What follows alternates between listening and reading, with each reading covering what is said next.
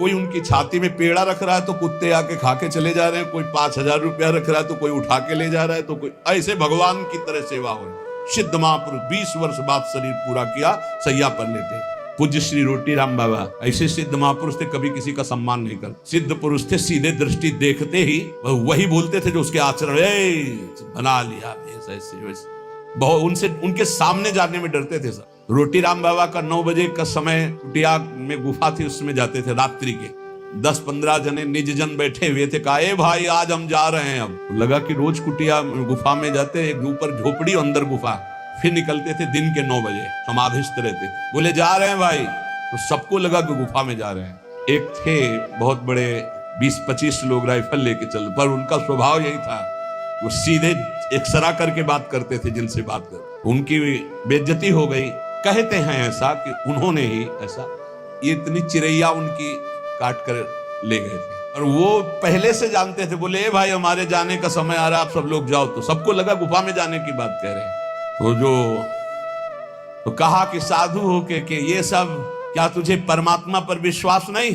क्या तूने परमात्मा तत्व का बोध नहीं प्राप्त किया? क्या तू निर्भय तत्व में स्थित नहीं जो इन लोहा लंगड़ की तेरे को जरूरत पड़ती है? ऐसे उक्कट वचन। तो उनके गुरु भाई थे सिसोलर वाले महाराज जी। सुबह वो गंगा स्नान करके, एक भक्त ने भिक्षा के लिए कहा था तो भिक्षा के लिए गए। आपको आश्चर्य होगा, हमने दर्शन किए जाकर के, बिल्कुल विश्वास मानना।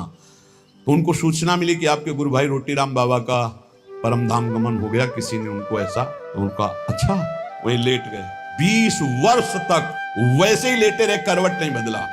20 वर्ष तक। आपको आश्चर्य होगा इसलिए पहले का, और हमें भी आश्चर्य हुआ। तो हम गए थे पैदल, सिसोलर गए थे पैदल, और महाराज के दर्शन किए। बिल्कुल जीवन मुक्त महापुरुष।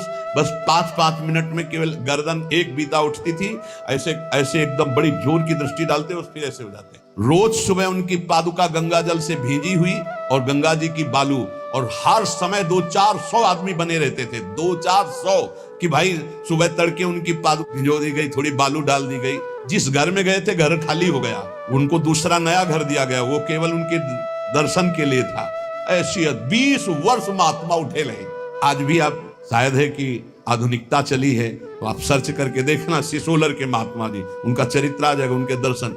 क्या यार इन संतों ने प्राप्त की। 20 वर्ष करवट नहीं बदली, उठ के बैठे नहीं, कभी खड़े होके चले नहीं, और रोज गंगा जी की रेणुका और उनकी पादुका गंगा जल से भींजी हुई मिलती।